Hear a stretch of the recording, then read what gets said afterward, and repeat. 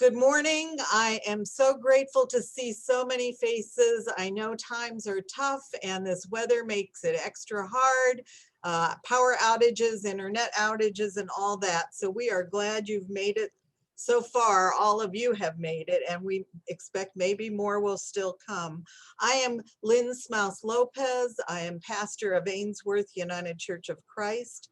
We've been connected to Jobs with Justice in one fashion or another for many decades. And we are thankful to be here. I'm thankful to be here. And I want to thank everyone, including our sponsors, Ecumenical Ministries of Oregon, Northwest Oregon Labor Council, Oregon Coalition of Christian Voices.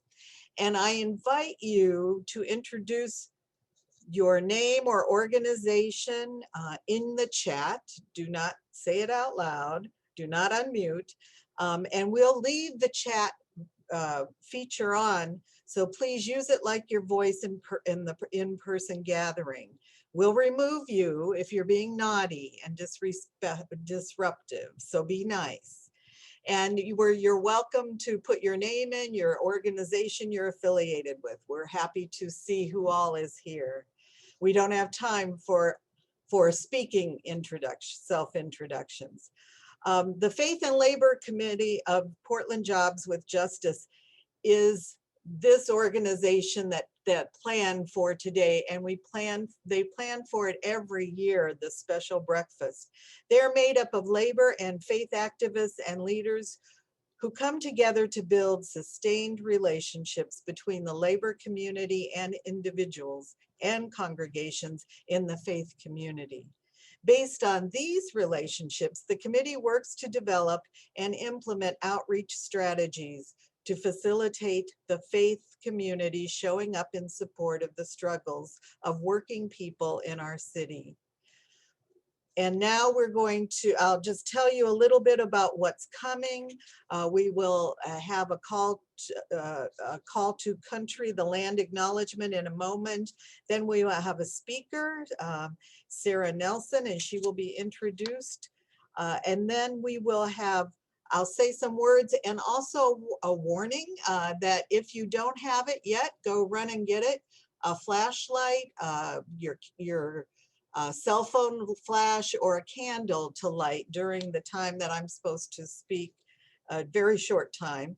And then we will have videos to see about different actions and from different groups, workers groups. After that, we will break into small groups and breakout groups and have discussion on a couple questions. That will only go on for about 10 minutes. And then we have the award of the Lucinda Tate Award, and that honoree is Dr. LeRoy Haynes, and Reverend Dr. LeRoy Haynes, and you will hear more about him.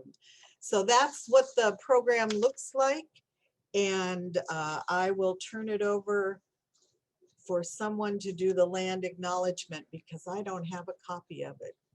I think someone else was reading it, right, Will? Oh no, I was supposed to.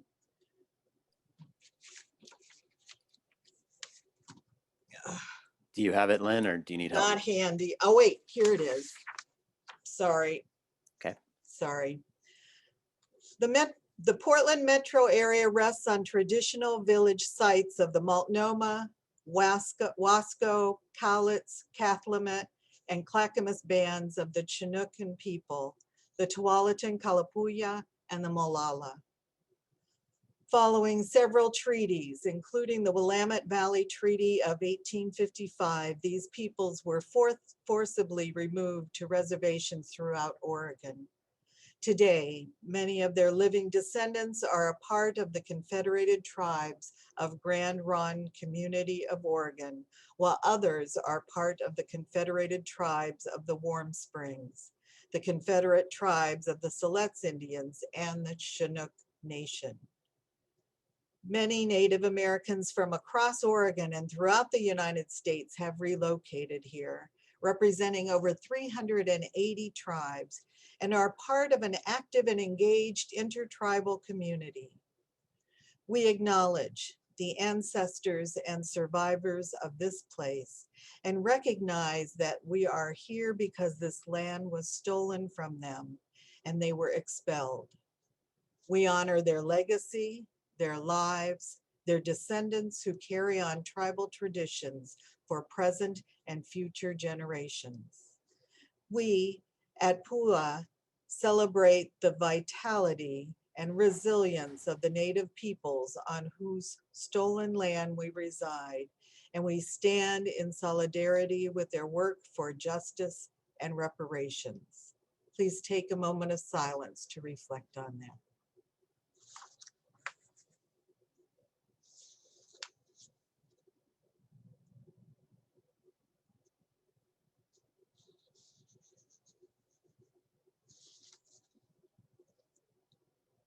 And now I invite Ed Curtin to introduce our speaker. Thank you, Reverend Lynne. Not too long ago, Congressman Peter DeFazio from Eugene in the Southern Willamette Valley was meeting with a group of top airline executives about a pandemic economic assistance package. When he asked these top people what they needed, he was met with an uncomfortable silence. What? One executive finally said, you'd better speak with Sara first. Sara, of course, is Sara Nelson, International President of the Association of Flight Attendants, CWA, and is now midway through her second four-year term. She just happens to be our featured speaker this morning. Sara grew up in Corvallis and represents 50,000 aviation first responders, a term with a historical beginning, in a job that is in more contact with the public than almost any other job in the world and in every corner of the globe. Always fighting for safety of passengers and airline cabin crews, she is credited by no other than Bernie Sanders as the one who stopped the Trump and Mitch McConnell's shutdown of the federal government 2 years ago. How? Well, when TSA workers agreed not to work for free, Sara declared that no securities screeners would risk the safety of airline passengers. And she declared, if the shutdown doesn't end now, we and all workers will strike. This Trump and McConnell fiasco ended the next day. For her courage, Sara has been named one of the top 50 badass women of 2019 by InStyle magazine. Lots more I could say about Sara, her work for women's issues and the call to join unions, run unions, her work for fair compensation, and her work during the 2020 election as co-chair of the Biden-Sanders Unity Task Force. With all that said, and with more that can come from Sara herself, I introduce you to Sara Nelson. Good morning, Sara. Good morning, Ed. Thank you so much for the introduction. Hello to everyone. First of all, I don't ever want to miss a Jobs with Justice event.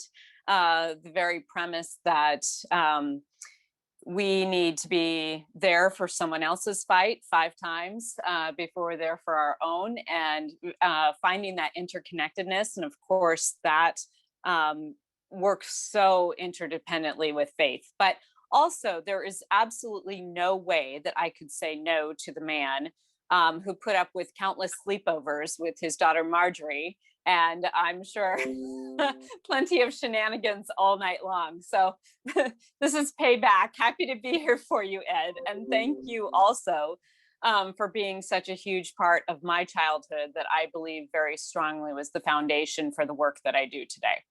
Thank you. So thank you. So yes, we had a government shutdown that started in December of 2018 and went into 2019. And it was a 35-day government shutdown, more than twice as long as any government shutdown before in US history. And air traffic controllers who have to retire at age 56 because the job is so stressful were coming to work without paychecks. And transportation security officers were forced to come to work without paychecks. And our national parks, as we know, were shut down, and Social Security was at risk. And HUD work for the elderly. There were many who were potentially at risk of losing their homes. So much was at risk. And this was a humanitarian crisis, much like many that we had seen during the Trump administration. Our union also, for example, flight attendants refused to work flights that would facilitate the evil policy of family separations. And we got the airlines to say that they would not allow the government to use our planes for that. And 2 days later, that policy ended. Now, of course, we have the fallout and everything to deal with beyond that. But we have a moral imperative to stand up for humanity. And so we did stand up during the government shutdown and say that this was a humanitarian crisis, and it was something that the public could relate to at our airports, because many people can relate to going to an airport. They know what that's like. TSA officers who were not getting a paycheck, some of them were sleeping in their cars, not because they had already lost their homes, but because they didn't even have money for gas to put in their car to get home and then back to work. So they were sleeping there so they could continue to do their duty.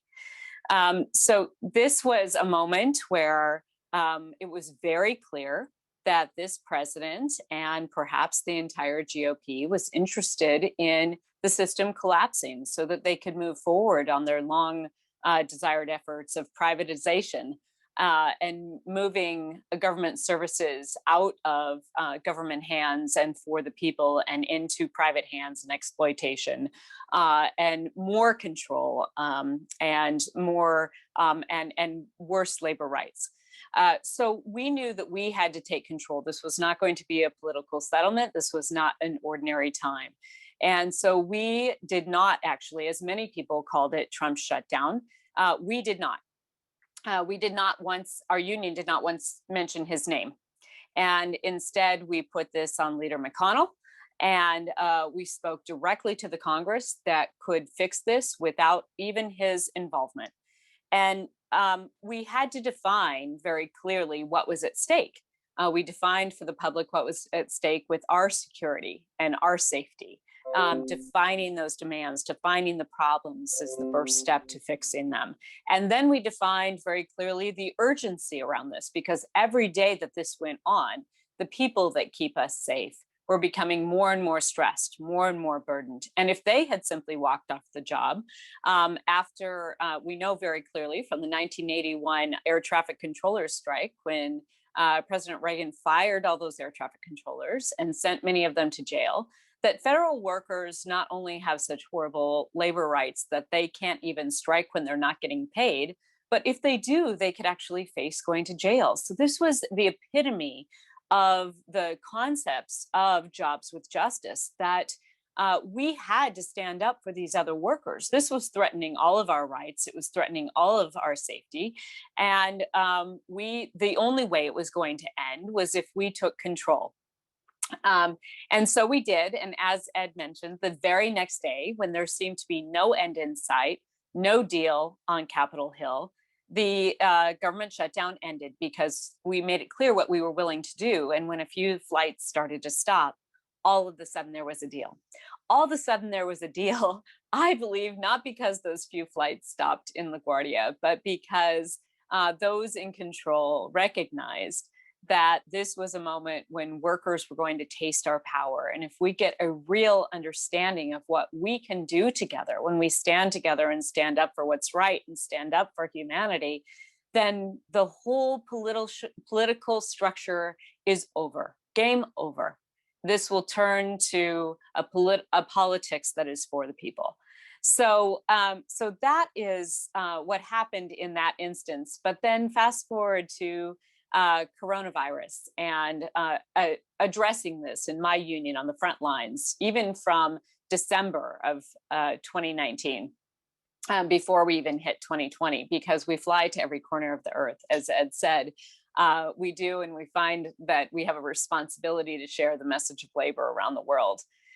So we started to, we knew by January this was a serious problem, and we would normally be coordinating with our government to stop it at transportation store, but there was no coordination, there was no plan. And in fact, there was a denouncement of science and reality, and a very different narrative, and a narrative of chaos, quite frankly. And so we knew from our past experience after 9/11, in a crisis, the capitalists are always organizing. Even though they say that there is no need for organizing, we know the reality. And we put forward a plan that was workers first. And so in aviation, we have actually had a plan that has kept people in their jobs with their paychecks going, stayed connected to their healthcare, their retirement contributions going. And we've been able to contribute back into the economy, paying our rent, our cable bill, which supports other jobs, paying our taxes, which supports the local and state taxes, and all the jobs that we need, sanitation, education, and the like in our communities. And we were able to secure that, as Ed said, because Peter DeFazio said to these CEOs, I'm not talking to you until you talk to Sarah Nelson. And so we had negotiations outside of the legislative process, and those CEOs had to work with us because we had 80% union density.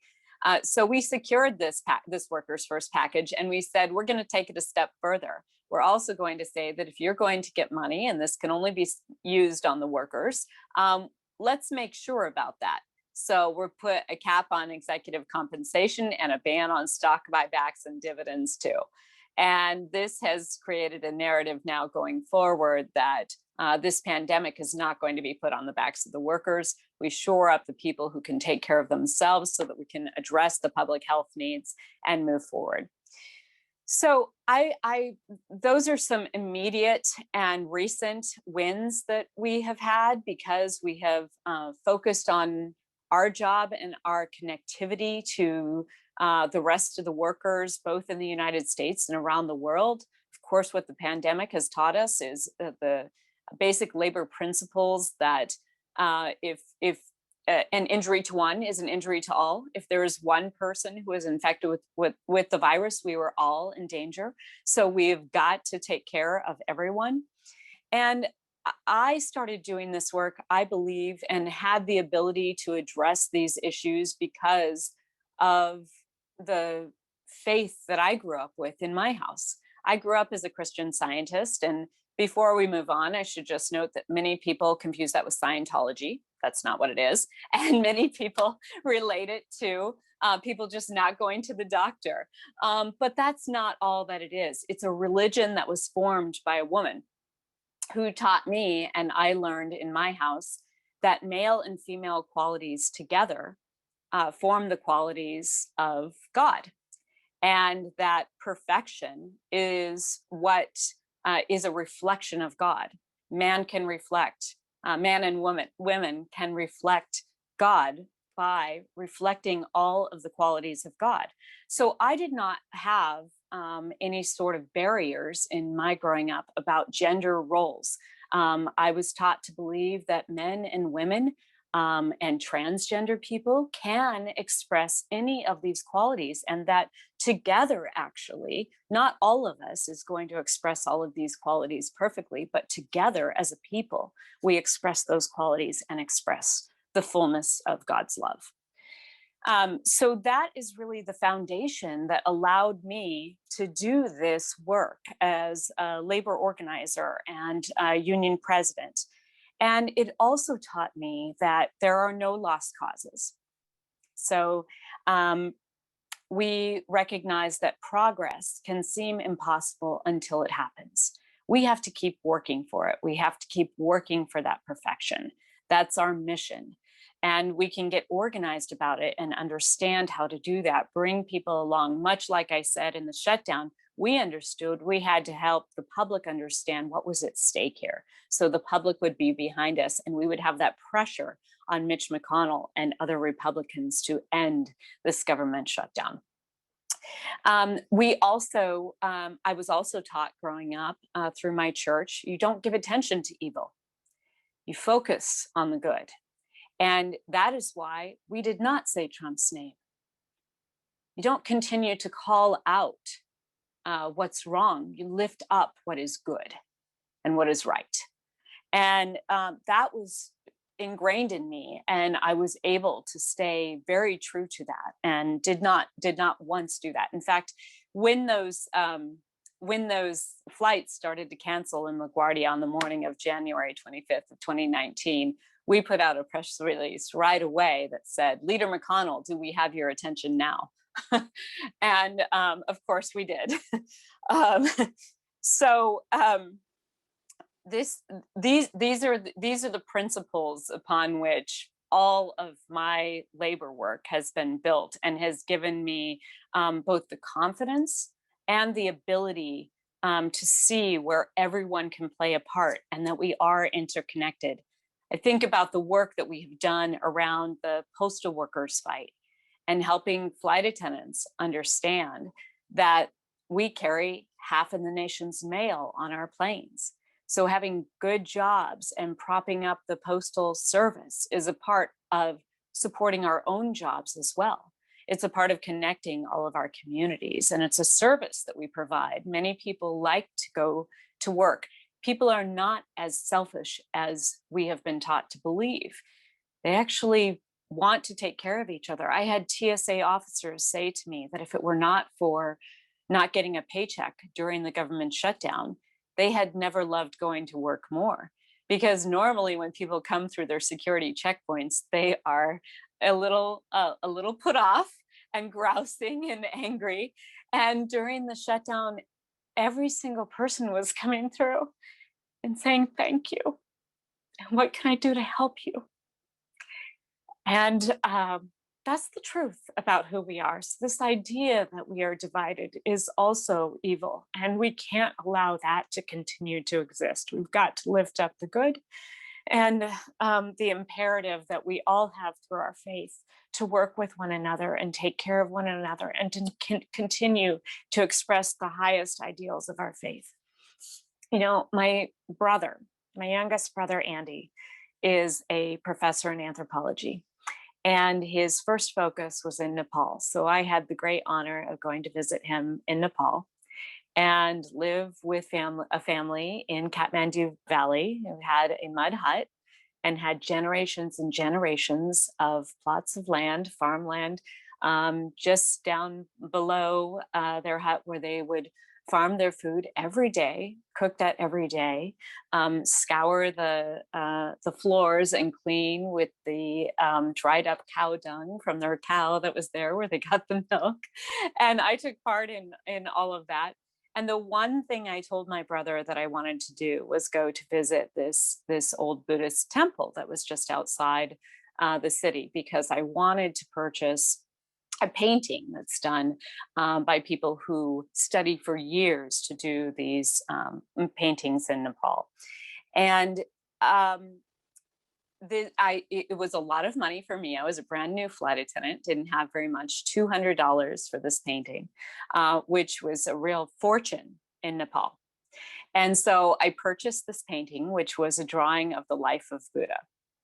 And I learned about Buddhism, that we're not impressed by money or degrees and titles, but instead impressed by kindness, integrity, and humanity. And being a good person doesn't depend on your religion, color, or race. It depends on how you treat others and how kind you are to others. So I bought this painting, and I was so excited to bring these teachings home and put it up on my wall and be reminded every day of that. And in the hurry to get to the airport with Andy and some of his friends, we left it in the cab.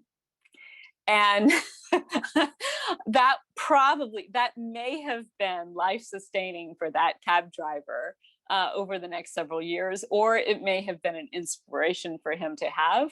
But it was Buddha who was teaching me a lesson in that moment, that earthly thing was not the lesson that I needed to take with me for the rest of my life. I don't need to look at that painting to remember that lesson. And so immediately I felt that I had incorporated those ideas into who I am and how I approach the work that we do in the labor movement. You know, the Catholic doctrine, I have so many Catholic friends, and I'm married to a Catholic.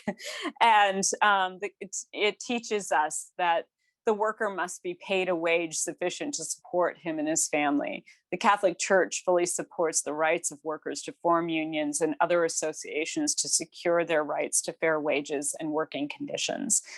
And this is a specific application of a more general right to associate.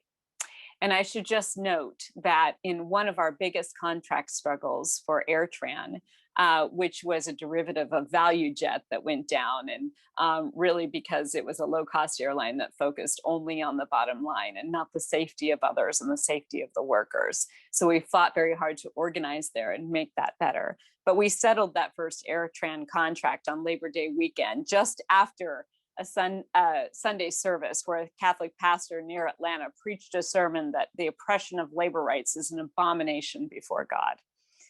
And in the Jewish tradition, the Torah understands that the just treatment of workers to be a matter of life and death.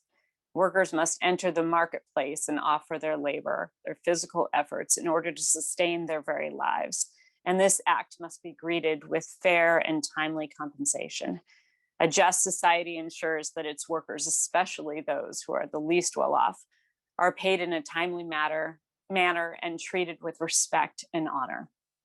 And so it's our mission as labor activists in the fight for jobs with justice, and as faith leaders to take care of one another, lift each other up, and to expect a more perfect union. The preamble of our Constitution, I believe, brings it all together and gives all of us a charge to work together, to hear each other more, and to understand that all the qualities that we bring together as a community are what make us successful and what make us perfect. And so we've got to keep working for that more perfect union, and I'm excited to do that with you. And thank you so much for having me with you here this morning. Thank you, Sarah, very much. Quite inspiring. Appreciate all the examples of how we rely on each other and the intersection of both faith and labor. That's very good. Thank you. Thank you. I would like to call on Pastor Lynne now to present with us the oration on our theme of We Rely on Each Other, and also to remind participants, if you have a flashlight or a candle or an electric candle, to please bring that to the screen with us. Pastor Lynne. Thank you. In most faiths around the world, if not all faiths, light has a very powerful meaning, a very powerful presence. Light can penetrate the darkest corners of our lives, can penetrate the darkest corners of our world. Light has the power to enlighten, to fill, to lead, to uplift, to show us the way. One candle, one light does not seem like much. It's limited in its scope, but not without power. It does shine light where there was darkness. One candle can light up a room so one is not lost. Especially important these last few days for some of us. One flashlight, one lantern can do that. But when we join our light with many others, candles, flashlights, whatever we have, when we join with one another, when we join with dozens, when we join with thousands, when we join with all that we can gather, the light grows so powerful, strong enough to light a huge space, to shed light on the world. The one candle relies on the other candles for that light to be strong and powerful, to light up the world. You, and look at you all, are a light. You are a light in this world. You have power, you shine, you bring hope in the midst of darkness, but you cannot do it all alone. So join with me as we light our candles, if you haven't already, and hold them up. We rely on each other for help, for support, for the actions that we plan, to improve conditions for workers in all kinds of places. We rely on each other to help raise funds for the many worthy service and advocacy projects we engage. We rely on each other to help in lobbying for just laws, police reform, ending gun violence, against economic equity, for racial justice, for immigrant justice. We rely on each other to stand with us, to speak out with us, to join together. We need each other. We need all the lights we can gather. We rely on each other to change the world. So stay lit, shine your light, and know that we together can change this world. Thank you.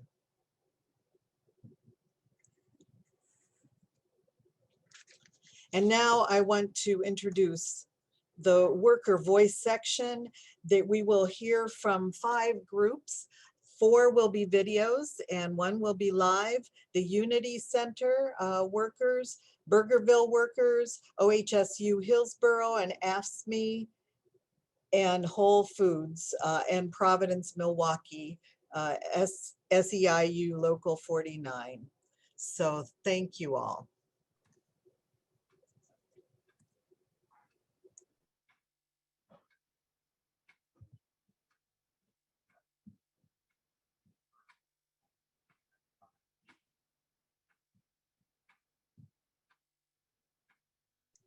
We can't hear the sound.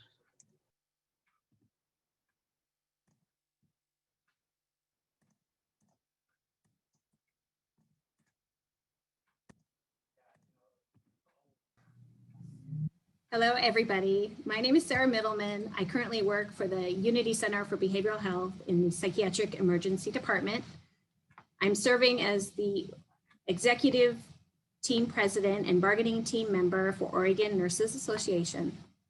We began organizing our union in 2017 and were officially recognized in 2019. We're currently at negotiations trying to attain a first fair contract. We are really hoping to get a contract that empowers nurses to advocate for safe, quality patient care. This means we need more staff to account for the nursing intensity and patient acuity to deliver the care our patients deserve. This means this means that nurses need the ability to take breaks. We need to be able to provide input into creating policies and procedures that ensure safe patient care and also focus on the safety of our staff. We need to be able to work in an environment that respects nurses' voices so that we can raise concerns without fear of retaliation. We want to be able to collaborate on decisions that affect staff and the patients we serve. Unity nurses are organizing an informational picket in mid-March. The date and time are still to be determined, but we need your support and solidarity by being on the picket line with us. More information to come. Thank you so much for allowing me the time to speak. Unity nurses appreciate your support.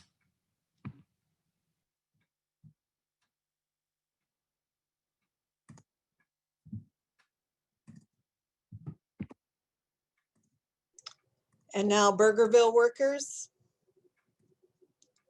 TIPS petition.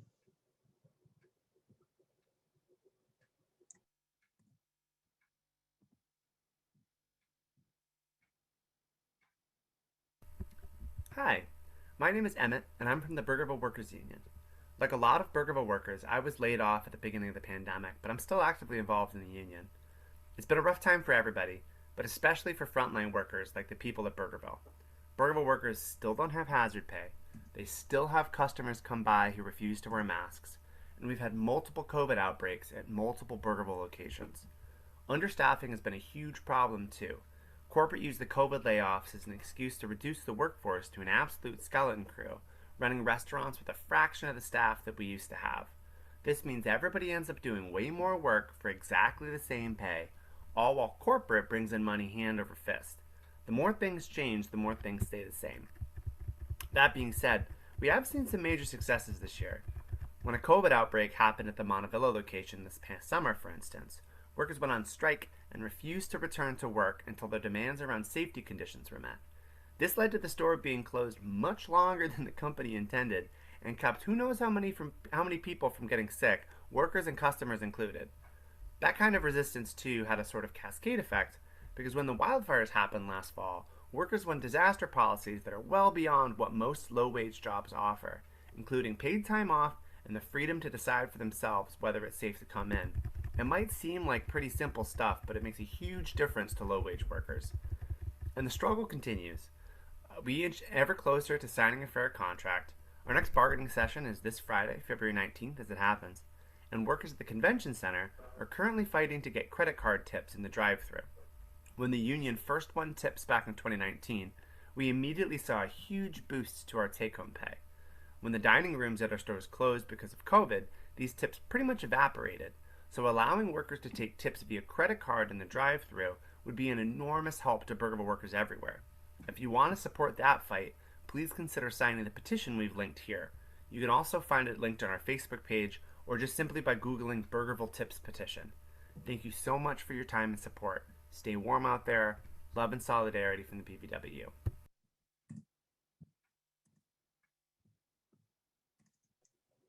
And now we'll hear from OHSU Hillsborough and AFSCME Council 75. Mi nombre es Andrés García Cortés y trabajo para Tualarin aquí en Hillsborough y mi posición es cocinero. Y mis compañeros y yo ganamos nuestra unión el día 8 de enero y nos estamos organizando porque queremos mencionar las injusticias. Soy un trabajador esencial y estoy al frente de esta pandemia. Y estamos emocionados de comenzar a negociar nuestro primer contrato. Gracias por su apoyo. Las injusticias es como ella tiene gente preferida y a los que quiere le ayuda y a los que quiere no. Y pues queremos que todos nos traten igual y que todos seamos iguales, que no haya diferencias. Muchas gracias. Sí.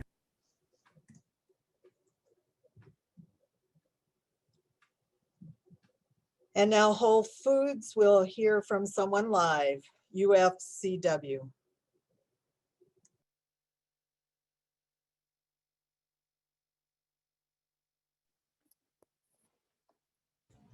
Hi, Alex Lynne. ended up with no power. Oh, go ahead, Will. Alex, a Whole Foods worker at the Pearl District store, wasn't able to join us due to power issues, but sent a statement, if I can read that. At the beginning of the pandemic lockdowns around mid-March of 2020, the well wishes of our Whole Foods customers made me feel like an important and valued member of society. I remember seeing people on the news cheer for healthcare workers from their balconies. Everyone who shopped at my Whole Foods was extremely gracious and appreciative of my coworkers and me. Being a retail worker can make you feel invisible sometimes, but now we were essential. As things progressed, it became clear that coronavirus wasn't here just a fortnight. More stringent protocols became necessary, limiting the number of customers in the store, requiring workers to wear face masks, requiring customers to wear face masks. All of these adjustments came in phases, some of which were company decisions, the more stringent of which were required by a governor's order.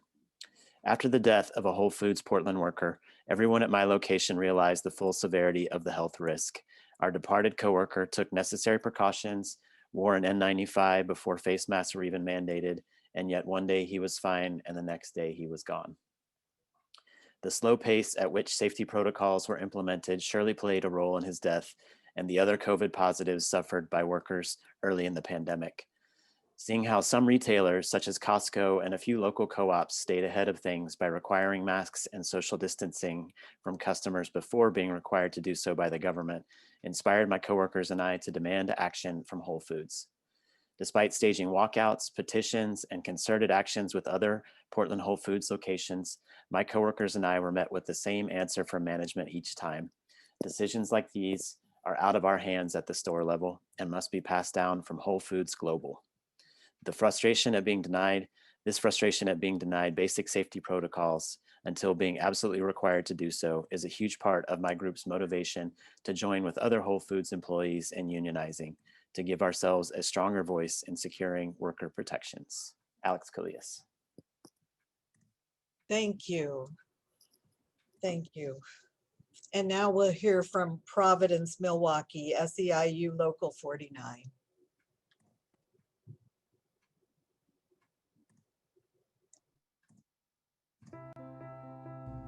Hi.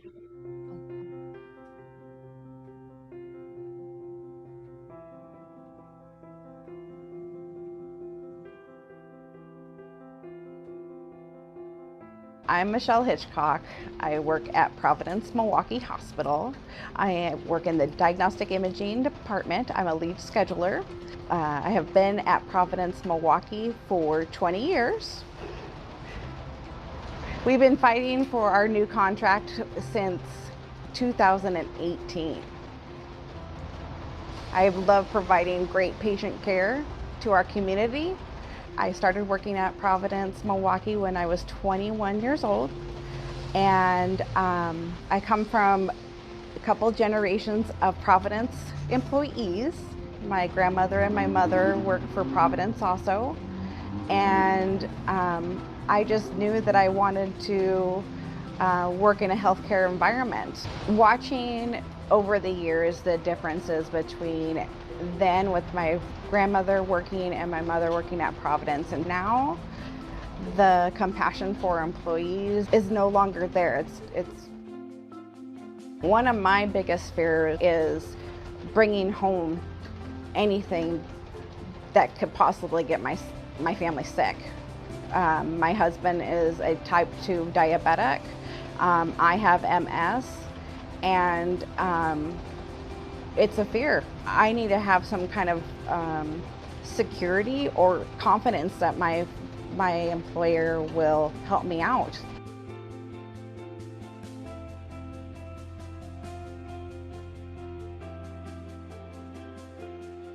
I have put off healthcare because of the cost and how much we have to pay out of pocket.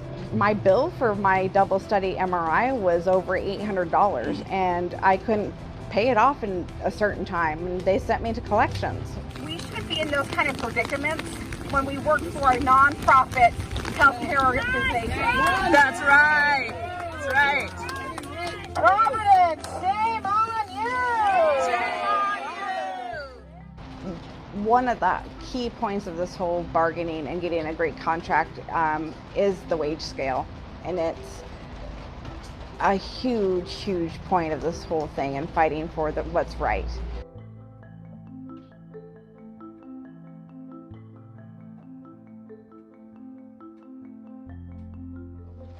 We should be the example of why you want to work for Providence.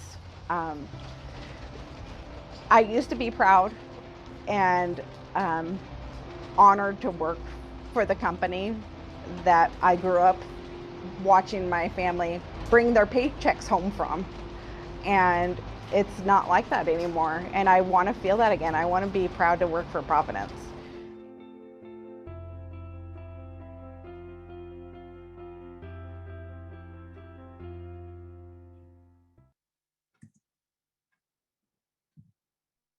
Thank you. And now it's time for us to go into breakout rooms for discussion. There'll be 5 to 8 people per breakout room, maybe a little less. We will only have 5 minutes because we're trying to catch up on our schedule and keep time in perspective. So we ask you to reflect on what you've heard today. What does it mean to rely on each other? And who relies on you? What does it mean to rely on each other, and who relies on you? So you will be assigned, go to it, whoever's doing the breakout rooms. And don't forget to say you'll join if you're asked, and unmute yourself so you can share. What does it mean to rely on each other? Who relies on you?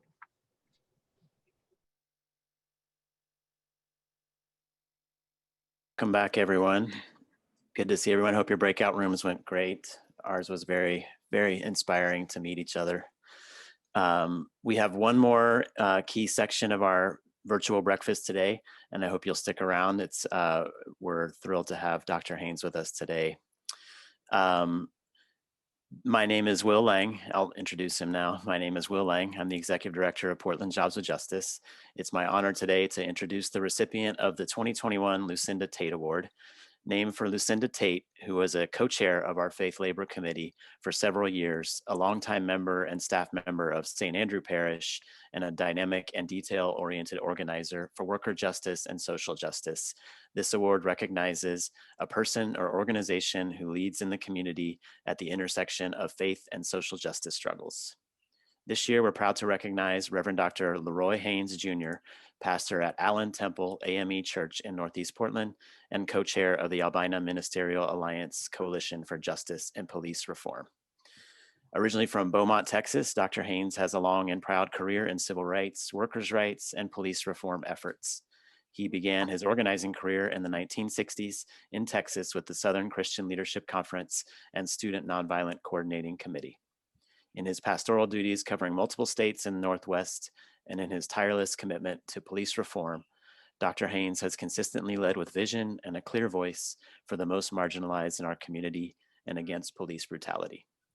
Before bringing Dr. Haynes on, I want to express condolences on behalf of Portland JWJ at the recent passing of Reverend T. Allen Bethel, a friend of Dr. Haynes, co-leader of the Albina Ministerial Alliance, and another regular guest at our Faith Labor Breakfast. We are sorry for your loss. Please join me in welcoming Dr. Haynes.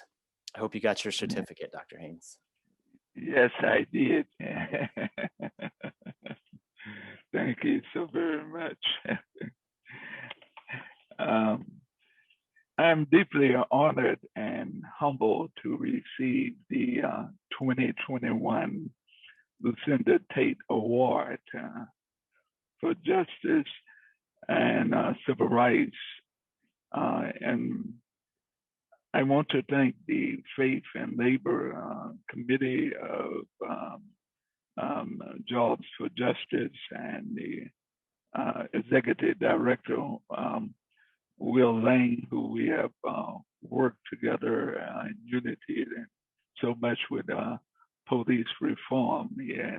And I thank God just for the organization that has been on the front line, even in the midst of the Black Lives Matter movement out there daily and nights and everything, fighting for justice and reform. I give honor to the name of Lucinda Tate for her courage, her determination, for leadership in both labor and civil rights. She was a fierce warrior and always conscious of the poor and the worker, and as well as a community of colors. And I thank God once again for this great organization. It is interesting that most of us don't remember that in 1963, with the March on Washington, that the title was not I Have a Dream, but the title was Jobs and Justice.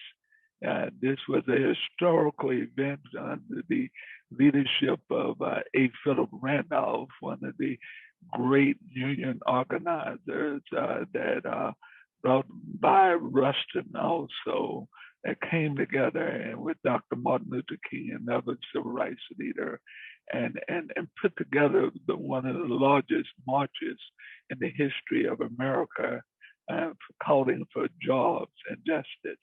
And this basic event caterpillar into the movement and this strong labor support for civil rights and for justice has historically been an event and a coming together, an intersection that has moved this country and impacted this country. And I do believe that our future depends upon labor and civil rights and the issues of justice coming together to make the dream of Dr. King truly a great dream. Thank you very much.